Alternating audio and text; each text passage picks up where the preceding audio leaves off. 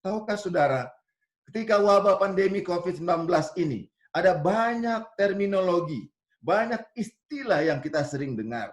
OTG, ODP, PDP, di mana istilah-istilah ini membuat kita menjadi ketakutan, bukan? Apakah itu orang yang belum kenal Tuhan maupun yang sudah kenal Tuhan, sering kali ketika ada stigma OTG, ODP, PDP ini, kita menjadi takut. Tadi malam saja ketika kami ada lakukan Zoom ibadah, ada orang yang memberikan kesaksian bahwa dia harus dirawat di rumah sakit oleh karena bukan indikasi fisik, indikasi penyakitnya. Dia memang ada positif swab, tapi tidak ada gejala, orang tanpa gejala. Tetapi dia masuk dirawat di rumah sakit oleh karena indikasi sosial. Warga, bahkan keluarga, tidak mau dia berada di tempat, di rumah, di mana dia miliki. Saudara-saudaraku, stigma-stigma seperti ini membuat banyak orang menjadi ketakutan. Bahkan ketika kita disebut sedang masuk masa new normal. Ada yang sebut dengan second wave. Bahkan PSBB, pembatasan sosial berskala besar diperpanjang, baik di Jakarta, di Jawa Barat sini, dan di berbagai tempat di Indonesia. Walaupun kita belum masuk terhadap terminologi lockdown. Tapi istilah yang tadi kita sudah lihat, OTG, ODP, PDP, kemudian akhirnya melalui Permenkes dirubah menjadi terminologi yang baru. Apapun yang sedang terjadi saat ini, Bapak Ibu sekalian, bahwa kita sedang berada di antara pertentangan besar, di antara Yesus dan setan. Ketika Yesus berbicara tentang akhir zaman, bersama dengan hamba-hambanya, murid-muridnya, mereka naik ke atas bukit Zaitun lalu menyaksikan Yerusalem, menyaksikan bait suci yang sangat megah itu. Para murid mengagumi bangunan itu dalam Lukas 21 ayat 5 dan 6. Mereka membanggakan betapa indahnya batu-batu dan barang-barang persembahan yang ada di tempat itu. Lalu Yesus berkata, ia berbicara tentang kondisi di mana bangunan bait suci itu akan diruntuhkan. Dan ini merefer juga keadaan pada akhir zaman. Bangunan yang sangat indah, di mana orang tadi sangat mengagumkan bangunan gereja itu, bangunan bait suci itu. Tapi di akhir zaman nanti Yesus memperingatkan, kita tidak akan lagi berharap kepada bangunan fisik itu. Dan ternyata saudara-saudaraku, COVID-19 telah membuat kita tidak berada di dalam bangunan fisik gereja itu, bukan? Kita sedang berada di akhir zaman, di mana Yesus merefer pengalaman tentang tidak ada satu batu pun di atas batu yang lain yang akan berdiri di bait suci itu. Yang lain lagi, mengapa kita sedang berada di akhir zaman pada saat ini? Matius 24 ayat 14 mengatakan, Injil akan diberitakan di seluruh dunia, menjadi kesaksian bagi semua bangsa. Sesudah itu barulah tiba kesudahannya. Selama ini mungkin kita berpikir bagaimana caranya Injil sampai kepada seluruh dunia. COVID-19 telah membuat kita terbuka mata kita untuk melihat bahwa dari tempat ini saja kita bisa berbicara. Dan orang-orang di seluruh dunia yang mempunyai link ini dapat melihat pekabaran yang disampaikan dari tempat yang tersembunyi sekalipun. Oleh karena itu, saudara-saudaraku, kita bisa melihat bagaimana jawaban kegenapan dari nubuatan yang Yesus sampaikan kepada murid-muridnya. Bahwa kesudahannya sudah sangat dekat di depan kita. Banyak orang bertanya ketika COVID-19 baru terjadi, kapan ini akan berakhir? Ada yang memprediksi pada waktu itu akhir atau pertengahan bulan Mei atau akhir bulan Mei. Ada yang mengatakan nanti di Juni, ada yang di Juli. Tetapi saudara-saudaraku, sampai hari ini kasus ini terus makin bertambah-tambah. Ketika organisasi gereja Masjid Advent hari ke-7, rumah-rumah sakit, bidang-bidang kesehatan sedang bekerja. Kita menyaksikan bahwa kemarin, tanggal 31 Juli yang lalu, WHO menyatakan bahwa pandemi corona ini diperkirakan berlangsung beberapa dekade, 10-20 tahun ke depan. Dan sejalan dengan itu dampaknya juga akan dirasakan masyarakat dunia selama beberapa dekade. Saudara-saudaraku, kalau kita melihat kondisi ini, seorang dokter di dalam Injil Lukas 21 ayat 11 mengatakan, dan akan terjadi gempa bumi yang dahsyat. Di berbagai tempat ada penyakit sampar dan kelaparan. Gempa bumi mungkin sedang terjadi di beberapa tempat saja. Tetapi yang akan terjadi di semua tempat, di berbagai tempat di dunia ini, Ada yang disebut dengan suatu namanya wabah penyakit, yaitu penyakit sampar, dan diikuti dengan kelaparan. Saudara-saudaraku, sampar adalah penyakit menular yang ditularkan awalnya dari hewan kepada manusia. Dan ini akhirnya ditularkan daripada manusia kepada manusia. Dan mempunyai efek korban jiwa yang sangat besar. Kita akan lihat dalam firman Tuhan dikatakan, saudara-saudaraku, dalam Ulangan 28 ayat 21, ketika Musa membawa orang Israel keluar dari tanah Mesir, dia mengatakan bahwa ada penyakit sampar yang akan dihadapi oleh umat-umat Allah. Dan penyakit sampar ini dalam ayat yang ke-22 memiliki gejala, yaitu batuk kering, demam, demam kepialu, sakit radang.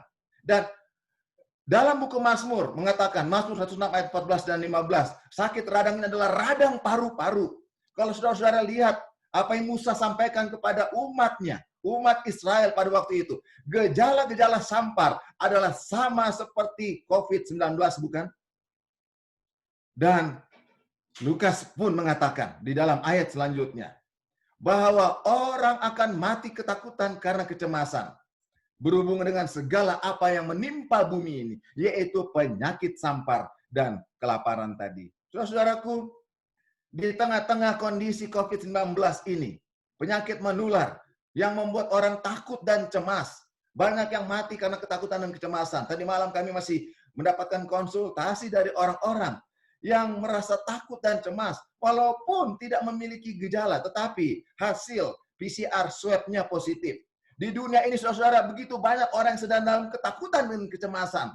Jadi kita akan bisa melihat prioritas apa yang akan kita lakukan sebagai hamba-hamba Tuhan. Penginjil-penginjil yang akan datang kepada setiap jiwa. Apa kebutuhan yang harus kita penuhi? Di mana orang-orang yang sedang ketakutan dan cemas ini. Orang-orang dengan kondisi COVID-19, saudara-saudaraku, ada juga yang berhubungan dengan kelaparan. Beberapa waktu yang lalu, kami bertemu dengan beberapa orang yang kelaparan oleh karena diputuskan hubungan pekerjaannya, oleh karena perusahaan tidak mampu lagi membiayai mereka. Mereka harus datang dari rumah ke rumah untuk meminta bantuan. Bahkan ada yang meminta, apa boleh saya hanya dapat nasi yang sudah basi saja?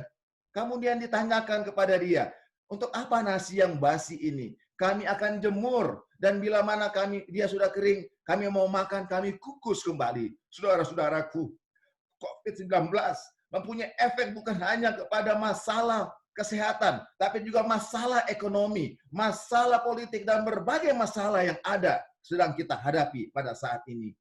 Dan Dr. Lukas mengatakan lagi dalam ayat selanjutnya, dalam ayat yang ke-27, pada waktu orang sedang ketakutan, cemas, karena berhubung dengan apa yang menimpa bumi ini, termasuk apa yang disebut dengan penyakit menular, COVID-19. Orang akan melihat anak manusia datang dalam awan dengan segala kekuasaan dan kemuliaannya. Dan apabila semuanya itu mulai terjadi, apabila kita sudah melihat COVID-19 ada di depan kita, dengan gejala-gejala yang khas, yang firman Tuhan sudah sampaikan, kepada kita semua dikatakan, bangkit, angkatlah mukamu, sebab penyelamatanmu sudah dekat. Saudara-saudaraku, buku Wahyu, Injil terakhir yang ditulis oleh hamba Tuhan, Yohanes Kekasih. Dalam Wahyu 18 ayat 8 ketika berbicara mengenai pekabaran 3 malaikat. Ayat yang ke-8 mengatakan, sebab itu segala malapetaka akan datang dalam satu hari, yaitu sampar, ada perkabungan, ada kematian, dan ada kelaparan sebelum Yesus datang itu. Saudara-saudaraku, sebelum kedatangan Yesus, sebelum dunia ini akan diakhiri dengan kedatangannya, akan ada peristiwa ini akan berlanjut terus. Sehingga tidak heran WHO mengatakan, ini akan berlanjut sampai berapa dekade ke depan. Artinya dia menyatakan apa yang firman Tuhan sampaikan akan berlanjut sampai kedatangan Yesus yang kedua kali. Pertanyaannya bagi kita, dijawab oleh buku Matius 24 ayat 44 ketika berbicara mengenai kerjaan. Sebab itu, apa yang kita harus buat? Kamu juga harus siap sedia. Karena bila mana dia datang, dia tidak kasih tahu waktunya kapan datang. Tapi kita harus siap sedia. Sekarang bagaimana sebagai servant leadership, sebagai seorang pemimpin pelayan, apa yang kita harus lakukan? Di dalam peristiwa akhir zaman ini juga, Tuhan menulis dalam Matius 24 ayat 45. Dia berkata kepada hambanya, siapakah hamba yang setia dan bijaksana, yang akan diangkat oleh tuannya atas orang-orangnya untuk memberikan mereka makanan pada waktunya. Matius 24 ayat 44 mengatakan bahwa kamu harus siap sedia. Ayat 45 mengatakan untuk siap sedia, kita harus menjadi hamba yang setia dan bijaksana. Hamba yang terus akan berkelanjutan menjadi seorang hamba yang bijaksana sampai kedatangan Yesus yang kedua kali. Apa tugas kita sebagai seorang hamba? Sebagai seorang servant, yaitu memberikan kepada mereka makanan pada waktunya. Apa artinya, saudara-saudaraku? Ketika berbicara mengenai makanan, Dr. Lukas menuliskan lagi melalui ilham Allah dalam Lukas 9 ayat 13. Tetapi apa yang dikatakan Yesus kepada murid-muridnya? Tetapi Yesus berkata kepada mereka, kamu harus memberi mereka makan. Peristiwa ini terjadi ketika Yesus memberi makan 5.000 laki-laki dan banyak orang lagi, sisa 12 bakul. Lalu murid-murid itu menjawab kepada Yesus, yang ada pada kami tidak lebih daripada 5 roti dan 2 ikan. Saudara-saudaraku, seringkali kita berkata, Tuhan, saya hanya punya kesanggupan demikian. Saya tidak bisa seperti pendeta Sitorus misalnya. Saya tidak bisa seperti orang si A dan si B. Tapi Tuhan akan berkata kepada kita, apa yang ada padamu? Saya hanya punya 5 roti, Tuhan. Saya hanya punya 2 ikan. Tuhan katakan, dengan apa yang ada padamu, kamu akan membuat makanan ini menjadi berkat bagi orang banyak ini. Saudara-saudaraku, apa yang ada pada kita sekarang, tidak peduli. Apapun banyaknya talenta, ada yang 10, ada yang 5, ada yang 2 mungkin. Ada yang 1. Kalau kita mau gunakan itu untuk memberi makan kepada orang-orang yang akan kita pelajari pada pagi hari ini, kita akan siap, sedia bagi pertemuan yang indah dengan Yesus. Dalam Yohanes 4 ayat 34, Yesus berkata kepada murid-muridnya, makananku ialah melakukan kehendak Bapa, kehendak Allah yang mengutus aku, kata Yesus, dan menyelesaikan pekerjaannya. Ketika kita mendapat tugas dengan apapun yang ada pada kita, yang Tuhan percayakan kepada kita, ada 2 hal, yaitu melakukan kehendak Dia dan menyelesaikan pekerjaannya. Inilah yang dikatakan Yesus, memberi makan kepada orang-orang yang membutuhkan tersebut. 1 Tesalonika 4 ayat 3 mengatakan, apa itu kehendak Allah? Yaitu pengudusanmu. Pendeta Sitorus pernah menyampaikan dalam khotbahnya bahwa rumah tangga itu bukan untuk mencari segala sesuatu yang lain. Tapi yang harus diusahakan dalam satu rumah tangga yaitu pengudusan rumah tangga itu. Yang harus dikejar dari kita semua adalah bagaimana kita mau menjadi kudus dari kehidupan kita yang tidak kudus. Itulah kehendak Allah. Ketika kita membuat dan menginginkan dan merindukan serta mengambil keputusan untuk menjadi kudus dan berubah dan mau mengikuti apa yang kehendak Tuhan untuk kekudusan itu, kita sudah memberi makan bahkan kepada orang yang ada di sekitar kita, karena pengudusan ini akan mengubah tabiat kita menjadi berkat bagi orang lain. Sekarang yang kedua, dalam Yohanes 6 ayat 29, Yesus berkata kepada mereka, pekerjaan yang Dia kehendaki adalah kita percaya kepada Dia yang telah diutus Allah. Kepada siapa? Kepada Yesus. Di masa COVID ini, saudara-saudara, kita akan lihat apa peran yang harus kita sampaikan sampai Yesus datang. Dalam 2 Korintus 5 ayat 21, Yesus yang tidak mengenal dosa telah dibuat oleh Allah menjadi dosa karena saudara dan saya. Kenapa? Karena Allah Bapa mencintai kita. Dia mau supaya kita semuanya selamat. Tidak ada yang binasa. Oleh karena itu, Dia memberikan Yesus. Ketika Yesus bergumul di Taman Getsemani, Dia bilang, Bapa, aku tidak pernah terpisah dengan Engkau dalam waktu selama-lamanya. Tetapi saat ini, karena aku harus memikul dosa, aku akan menjadi terpisah dengan Engkau. Biarlah cawan ini, aku tidak mau minum, tetapi bukan kehendakku, kata Yesus. Biarlah kehendak Bapa yang jadi. Saudara-saudaraku, Bapa mau agar saudara dan saya selamat melalui anaknya Yesus Kristus. Dalam Galatia 3 ayat 13, Kristus yang telah menebus kita dari kutuk hukum Taurat, dengan jalan menjadi kutuk karena kita. Sebab ada tertulis terkutuklah orang yang digantung pada kayu salib. Saudara-saudara, kata corona artinya adalah crown atau mahkota. Kalau kita lihat bentuknya seperti suatu bentuk yang bulat dan ada tonjolan-tonjolan yang ada di badan yang disebut dengan spike. Kalau COVID atau Corona ini dibagi dua, maka dia akan terlihat seperti mahkota duri. Yesus, dia telah menanggung mahkota duri itu bagi saudara dan saya. Dia telah menerima cawan Corona itu di atas kepalanya bagi kita semuanya. Sehingga dia yang tidak berdosa menanggung dosa kita. Dia yang tidak harus terkutuk menjadi kutuk karena kita. Yesaya 53 ayat 5 mengatakan, dia tertikam oleh karena pemberontakan kita. Dia diremukkan oleh karena kejahatan kita. Ganjaran yang mendatangkan keselamatan bagi kita ditimpakan kepadanya. Dan oleh bilur-bilur yang Yesus alami, kita menjadi sembuh. Di atas salib, saudara-saudaraku, dia berteriak kepada Bapaknya dalam perkataan yang pertama, Bapa, ampuni mereka, karena mereka tidak tahu apa yang mereka perbuat. Tabiat yang sempurna dari Allah Bapa menjadi bagian yang terindah yang kita boleh saksikan di atas salib itu. Dalam buku Membina Pola Makan dan Diet halaman 76, saudara-saudaraku. Ketika kita membawakan pekabaran tentang Yesus untuk orang-orang percaya kepada Yesus, maka reformasi kesehatan harus lebih menonjol dalam penyiaran pekabaran malaikat ketiga ini. Prinsip-prinsip reformasi kesehatan terdapat dalam firman Allah. Injil kesehatan harus disatukan dengan penginjilan firman. Adalah rencana Tuhan agar pengaruh reformasi kesehatan, saudara-saudara, menjadi sebagian dari usaha besar yang terakhir sebelum kedatangan Yesus dalam penyiaran pekabaran Injil ini. Kita bersyukur pada minggu ini ada pekan doa kesehatan. Kita sedang diajak untuk menjadi orang yang terlibat oleh karena kita sedang berada pada situasi COVID. Orang dalam keadaan ketakutan yang akan diberikan kekuatan dan penghiburan. Diberikan ada damai sejahtera. Disinilah Roh Kudus akan siap dicurahkan. Di mana hati kita akan bersatu dengan kuasa surga, saudara-saudaraku. Matius 24 ayat 46 dan 47. Dilanjutkan kepada apa yang disampaikan oleh Yesus tadi kepada murid-muridnya. Kepada hamba yang melakukan hal ini. Melakukan tugasnya. Untuk melakukan kekudusan bagi dirinya dan menyampaikan, menceritakan tentang Yesus dalam setiap tugasnya.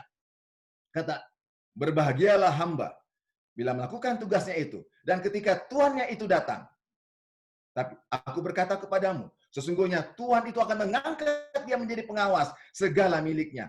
Inilah yang disebut dengan servant leader.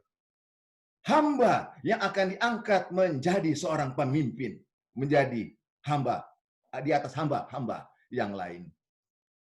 Saudara-saudaraku, ayat yang sama diteruskan dalam ayat 48 dan 49. Akan tetapi, ada kontradiksinya.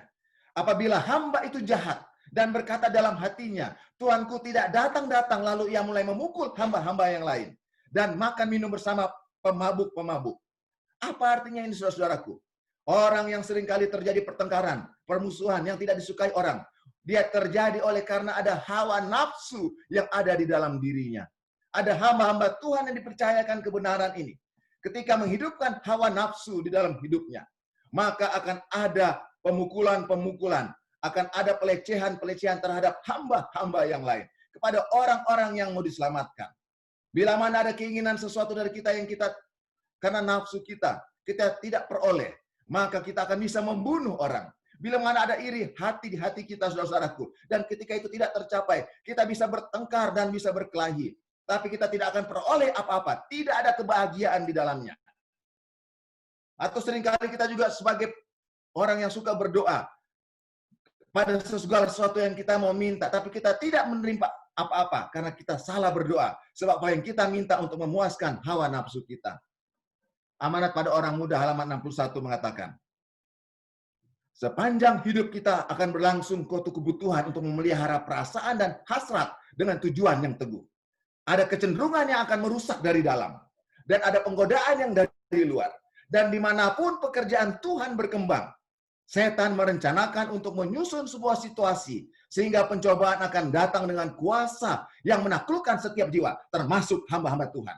Oleh karena itu, saudara-saudaraku, tidak satu saat pun kita dapat merasa aman kecuali kita bergantung kepada Tuhan.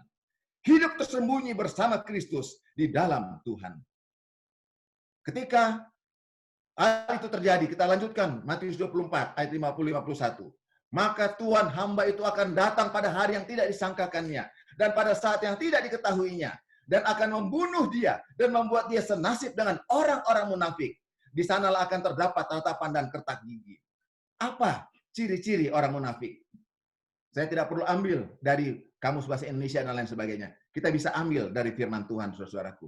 Di dalam Matius 23 kita akan dapati ada 7 ciri orang munafik.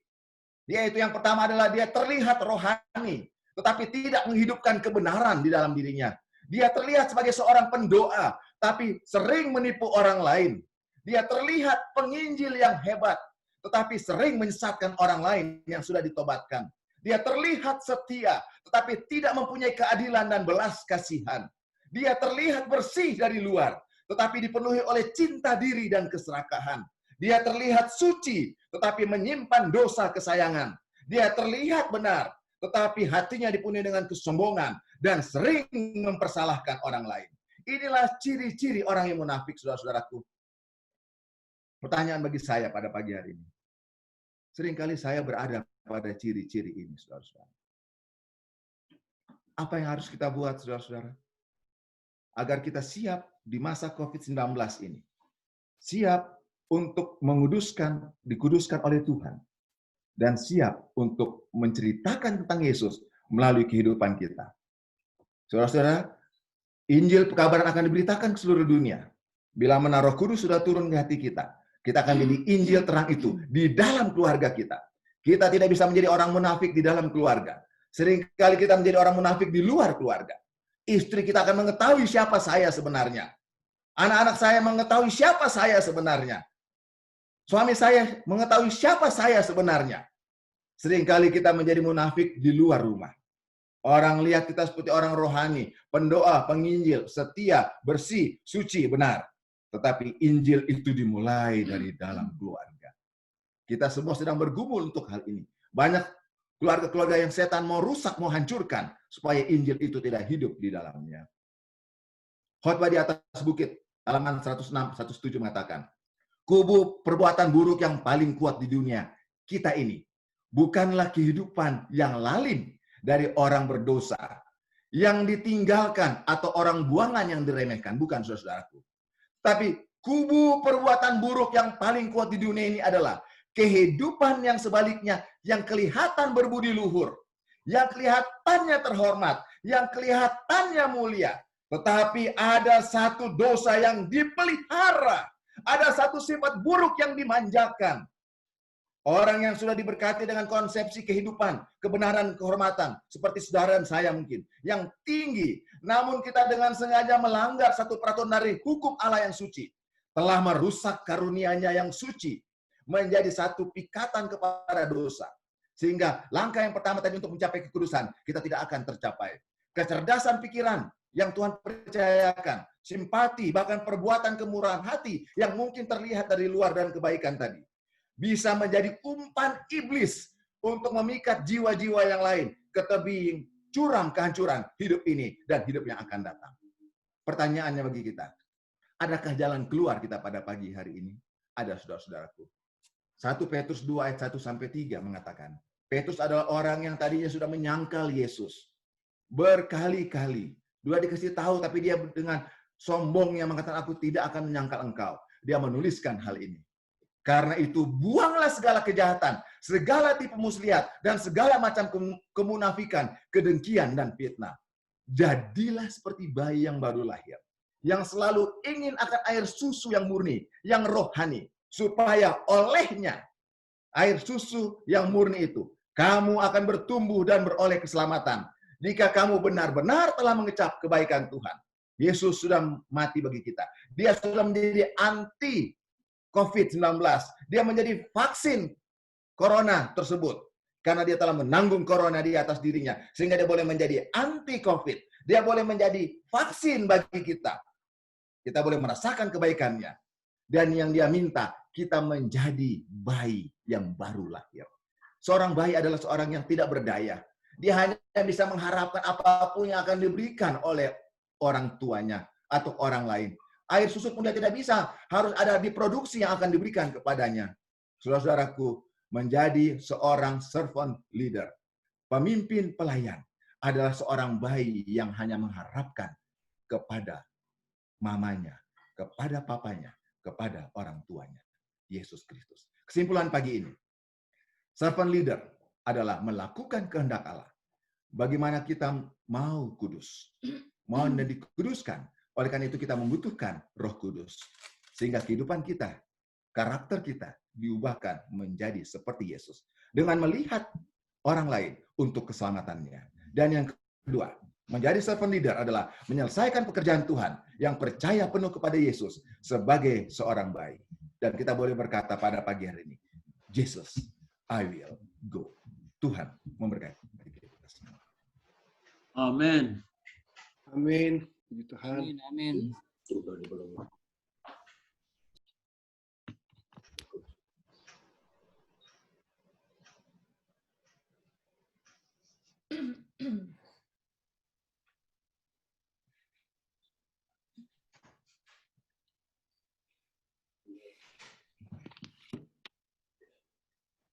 Baik, puji Tuhan. Terima kasih Dr. Alvin untuk berkat firman Tuhan pagi ini yang sangat memberkati. Kiranya firman Tuhan ini akan menjadi motivasi rohani dalam pelayanan kita dan merefresh kembali semangat penginjilan kita, khususnya dalam masa COVID ini. Tuhan memberkati Dr. Alvin. Baiklah saudara-saudara sekalian, kita akan menutup ibadah kita melalui doa ACTS yang akan dipimpin oleh Dr. Grace Ranto. Kami persilakan. Shalom buat kita semuanya. Doa ACTS pagi ini akan saya pandu dan saya akan dibantu oleh para kolega saya. Saya akan pimpin nyanyian, mungkin yang lain boleh di-mute supaya kita tidak berkejar-kejaran. Ref dari Aku Memuji Kebesaran Tuhan. Kemudian doa puji-pujian akan disampaikan oleh Dr. Joyce. Dan doa pengakuan dosa oleh Dr. Rudi Satiki. Kemudian saya akan menyampaikan permohonan-permohonan yang telah dituliskan di chat maupun yang telah disampaikan melalui WA. Kemudian setelah itu untuk doa syukur kami mohon kesediaan Pendeta Sarjono, karena Ibu Melati ada masalah dengan HP-nya. Semoga Pendeta Sarjono, saya belum sempat menghubungi, tapi kalau Pendeta Sarjono mengalami gangguan, maka saya akan menggantikan Pendeta Sarjono dalam doa ucapan syukur. Baik, Bapak Ibu, Saudara yang dikasihi Tuhan, mari kita mulaikan doa persekutuan kita pagi hari ini dengan kita menyanyikan lagu Dalam Hati, Dalam Hati. Dalam hati, dalam hati, masuklah ya Tuhan Yesus, masuk sekarang dan tinggal senang dalam hatiku, ya Yesus. Ya Tuhan, Allah yang rindu untuk kami panggil Bapa, karena Engkau menganggap dan mengangkat kami sebagai anak. Kami menghadap takhta-Mu yang kudus, ya Tuhan. Kami penuh dengan dosa dan keterbatasan. Tetapi di hadirat-Mu, kami bersuka cita karena Engkau menerima kami. Memasuki doa puji-pujian pagi hari ini, mari kita nyanyikan lagu Aku memuji Juru Selamatku, sungguh besar Kau Allahku. Aku memuji Juru Selamatku, sungguh besar Kau Allahku. Dipersilakan Dr. Joyce. Ya Tuhan Bapa di surga, benar Engkau adalah Allah yang besar. Engkaulah yang memiliki semesta alam. Engkaulah yang telah menciptakan kami, dan Engkau telah mengasihi kami. Melalui Putramu Yesus Kristus, kami boleh memperoleh harapan untuk tinggal bersamamu dalam kerajaan surga. Engkaulah Allah yang patut dipuji oleh setiap makhluk hidup selama-lamanya. Terpujilah Engkau, ya Tuhan. Benar Tuhan, terpujilah Engkau, Allah yang mengasihi kami dengan kasih yang kekal. Dan ya Tuhan, Allah pengasih dan penyayang, pagi hari ini, Engkau melihat hati kami. Engkau mengenal kami lebih baik dari kami mengenal diri kami sendiri. Dan Tuhan, Engkau tahu bahwa kami rindu dikuduskan. Kami rindu agar kami boleh memiliki pikiran yang suci, sehingga roh-Mu akan senantiasa tinggal. Oleh karena itu Tuhan, sebagaimana janji Tuhan di dalam 1 Yohanes 1 ayat 9, bahwa jika kami mengaku dosa kami, maka Engkau akan mengampuni kami. Dengarkanlah pengakuan kami Tuhan, yang akan diwakili oleh Dr. Rudy Satigi. Dipersilakan Dr. Rudy. Ya Allah, penyelamat kami, Yesus Kristus penebus kami. Kami datang kepadamu Tuhan pada pagi hari ini. Kami para peserta Pekan Doa Kesehatan Indonesia Kawasan Barat. Kami datang dengan penuh kerendahan hati kami Tuhan. Kami begitu banyak kesalahan dan dosa-dosa kami Tuhan. Baik kepada sesama kami, terlebih kepadamu Tuhan. Ampuni kami ya Tuhan, dan biarlah kasih penebusan dari Allah Bapa, Yesus Kristus, dapat menjadi bagian kami masing-masing Tuhan. Sehingga kami dapat juga dituntun oleh Roh Kudus untuk dapat tetap memperbaharui kehidupan kami. Untuk dapat tetap setia kepada Tuhan. Untuk menjauhkan diri kami, pikiran kami, perbuatan kami, tindakan kami dari hal-hal yang dapat membuat kami jauh dari Tuhan ataupun hal-hal untuk berbuat dosa sehingga kami dapat senantiasa layak di hadapan Tuhan. Terima kasih Tuhan, ampuni kami Tuhan. Ya Tuhan, kami meyakini oleh karena firman-Mu mengatakannya, bahwa Engkau akan menerima permohonan kami.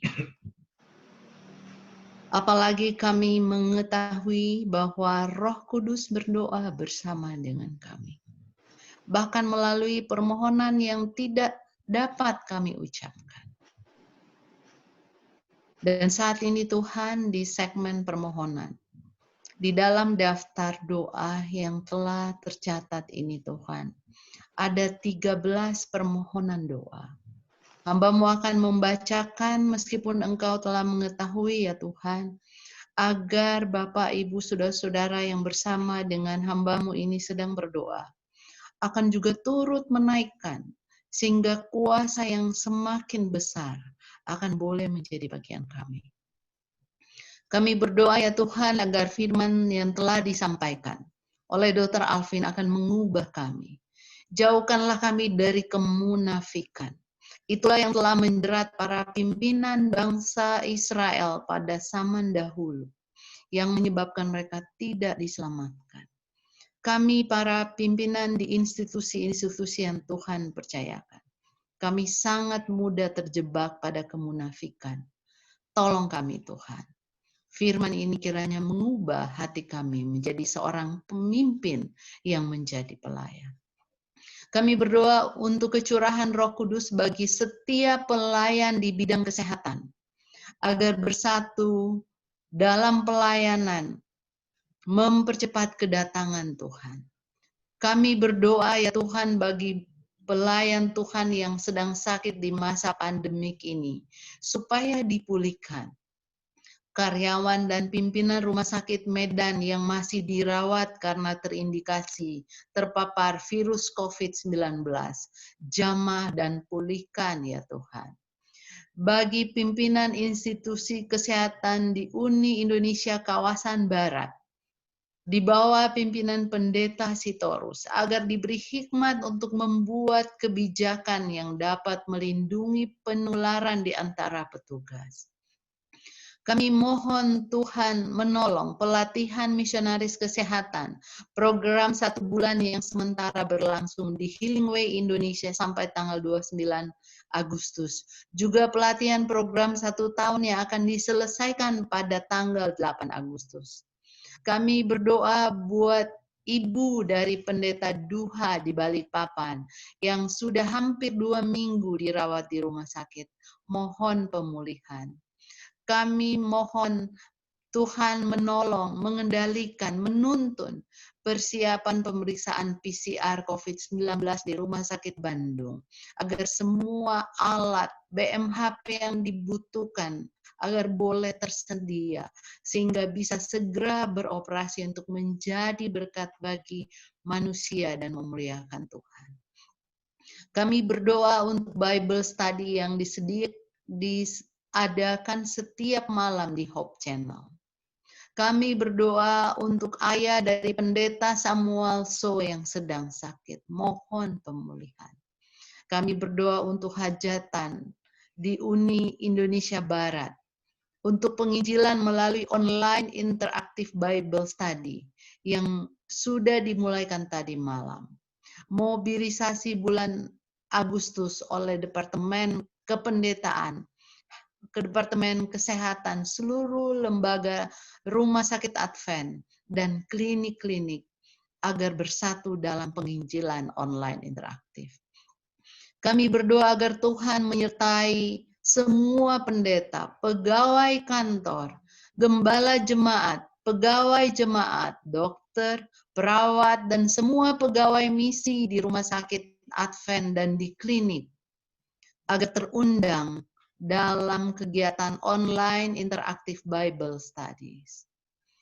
Munculkan kerinduan di hati semua pegawai Tuhan untuk terlibat dalam penginjilan.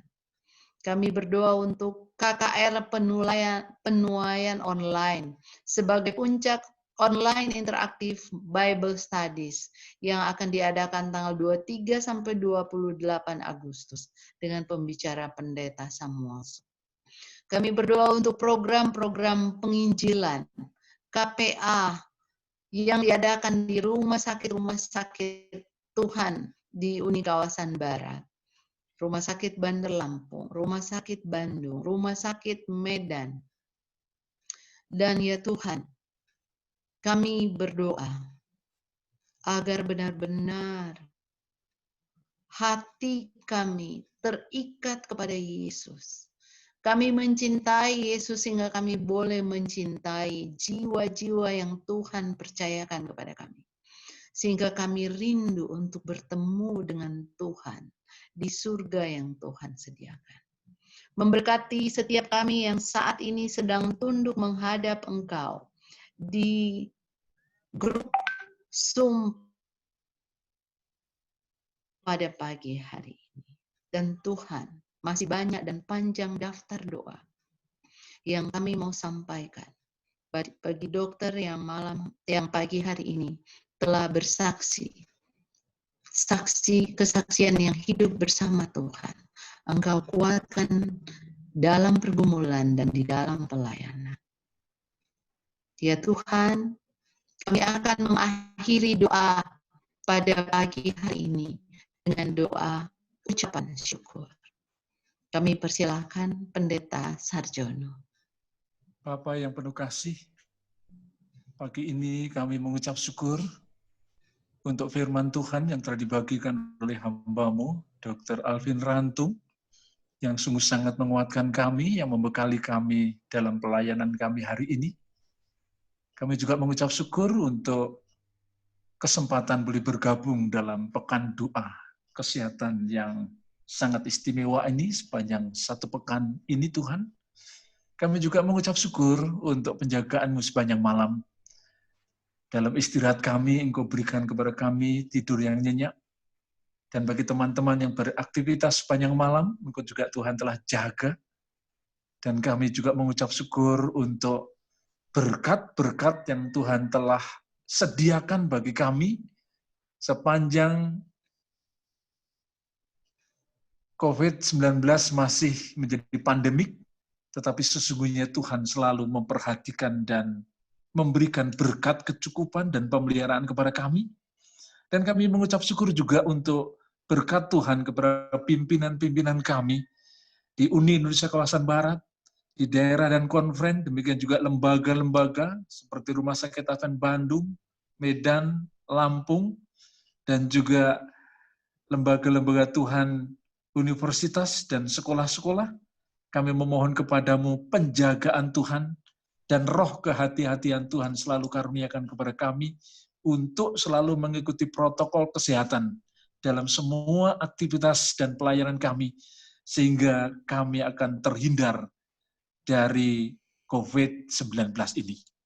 Terima kasih untuk indahnya hari yang baru yang Tuhan telah karuniakan pada kami, dan kami berharap hari ini boleh menjadi hari penuh berkat, hari penuh penyerahan, dan hari penuh dengan karya yang terbaik yang kami bisa lakukan untuk sesama dan untuk Tuhan. Terima kasih Tuhan, dalam nama Yesus. Amin. Ya Tuhan, Engkau telah mendengarkan puji-pujian, pengakuan dosa, permohonan, dan ucapan syukur. Sementara kita unmute, supaya kita tidak saling berkejar-kejaran. Mari kita nyanyikan bersama-sama, Tuhan dengar doa kami, berkatilah umat-Mu ya Tuhan. Tuhan dengar doa kami, berkatilah kami umat-Mu.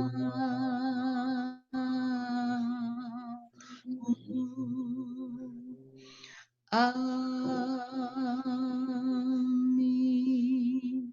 Amin. Amin. Terima kasih banyak, Dr. Grace.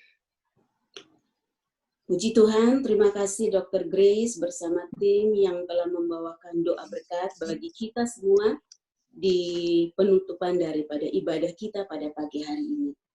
Baiklah saudara-saudara sekalian, demikianlah akhir dari rangkaian ibadah kita pada pagi hari ini. Kiranya Tuhan akan memberkati masing-masing kita, khususnya dalam pelayanan kita hari ini. Semoga ada pembaharuan dalam segala yang akan kita lakukan pada pagi hari ini. Sebelum berpisah, izinkan saya untuk kembali menyampaikan pengumuman yang akan mengambil bagian dalam pelayanan kita besok hari. Protokol kembali akan dibawakan oleh saya, Ningsih Tuut. Kemudian lagu pujian akan dibawakan oleh Rumah Sakit Advent Medan. Doa pembuka dibawakan oleh Bapak Edison Tuut. Kesaksian akan dibawakan oleh Dr. Ronald Lisal. Kemudian firman Tuhan pada besok hari akan disampaikan oleh Dr. Sitepu. Dan doa penutup, doa ACTS, akan dibawakan oleh Ibu Sitepu. Sekali lagi kami tetap mengundang saudara-saudara sekalian untuk hadir dalam Week of Prayer kita besok hari pada jam dan jam yang sama. Akhir kata sekali lagi kami ucapkan selamat pagi, selamat beraktivitas, tetap sehat, Tuhan memberkati kita semua. Waktu selanjutnya kami serahkan kembali kepada Pendeta Haflar untuk beberapa pengumuman. Silakan. Selamat pagi saudara. Terima kasih banyak Dr. Alvin Rantung yang sudah bawakan firman Tuhan pagi ini. Terima kasih banyak, sangat menguatkan kami semua. Dr. Grace yang sudah memimpin doa bersama Dr. Joyce, Dr. Rudi Satigi, dan juga hamba Tuhan Pendeta Sarjono. Terima kasih banyak semuanya yang sudah ambil bagian. Kami hari ini akan lanjutkan dengan worship di Uni jam 8 pagi. Linknya berbeda dengan ini. Ini link untuk jam 5 pagi, sedangkan link jam 8 itu linknya Uni. Jadi pagi saya kira, jadi kita bisa kalau saudara mau ikut silakan. Oke, itu saja. Terima kasih banyak. Tuhan berkati kita. Saya serahkan kepada pimpinan kita, Officer Pendeta Siborus. Pendeta Haflar, kita bersyukur hari ini ada 95 ya, yang sudah hadir.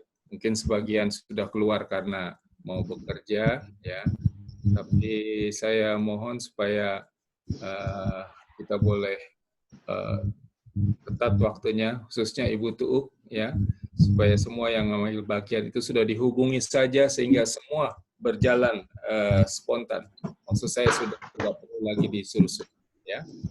Kemudian terima kasih juga karena kesaksian yang sangat menguatkan firman Tuhan Pendeta Dr. Rantung. Saya selalu panggil Pendeta Rantung. Dokter dapat nilai A lah, Dok, ya, untuk preach, dan saya yakin semua dokter di depan juga nanti akan dapat nilai A, ya. Betul sekali, Dok. Yang paling penting bagi Tuhan bukan apa yang kita lakukan, tapi siapa kita. Itu yang pertama. Siapa kita? Kita tidak.